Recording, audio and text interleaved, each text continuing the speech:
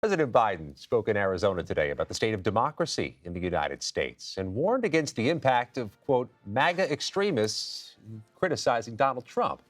His remarks come just one day after the second Republican presidential debate, which the former president skipped.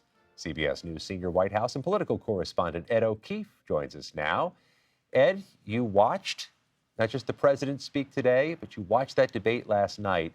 What did you make of what Mr. Biden said about Donald Trump during those remarks late today? Well, once again, Scott, he's using a major address on his concerns about the future of American democracy to directly criticize his predecessor and warn that as long as he is dominating the Republican Party, the U.S. Constitution remains at risk. He denounced former President Trump for attacking reporters, for fomenting disbelief or concerns about voting results, and especially for recently calling for the death of the outgoing chairman of the Joint Chiefs of Staff, Mark Milley, suggesting that he committed treasonous acts, but also faulted the Republican Party writ large for not denouncing the former president for saying such things, suggesting that if they claimed to be so pro-military, perhaps they should have stood up for Milley. We have some of what the president had to say in his remarks. We should probably hear from him directly. Democracy means rule of the people, not rule of monarchs, not rule of the money, not rule of the mighty. Regardless of party, that means respecting free and fair elections, accepting the outcome, win or lose. It means you can't love your country only when you win. We should point out, Scott, he's obviously giving this address here in the major battleground state of Arizona.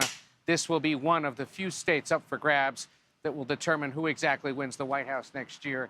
And he is doing this by cloaking himself in the legacy of his late friend, the former Senator John McCain. They announced today that some of the money from the American Rescue Plan that was passed in the last 2 years will go towards building a new library and museum dedicated to the late senator. It's going to be on the campus here of Arizona State University in Tempe, Arizona. And by doing that, tries to attach himself to the legacy of the senator who remains revered in this state that splits its vote essentially three ways. 33% or so Democrat, 33% or so Republican, 33% or so independent or no party affiliation. You may see a three-way Senate race here next year.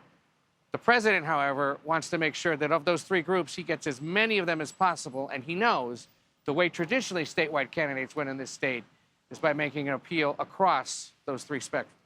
We're talking about that possible three-way Senate race. Could include former Arizona gubernatorial candidate Kari Lake for Republicans. You met up with her in Arizona. What did she have to say about it? We actually met up last night, Scott, in California. She showed up as a surrogate for former President Trump, who, of course, wasn't debating, and suddenly availed herself of all of us there on Media Row. This is a woman who ran in this state for governor last year by openly attacking and denouncing reporters. She is, of course, a former TV anchor herself. Suddenly started making herself available to the same channels that she railed against as a candidate last year and was openly offering herself up for interviews, not only last night, but in the future. And we talked a little bit about the now expected announcement that she'll make on October 10th here, expected to join the Senate race. Take a listen. Why would you want to be a member of the U.S. Senate? Keep hearing you're preparing to run.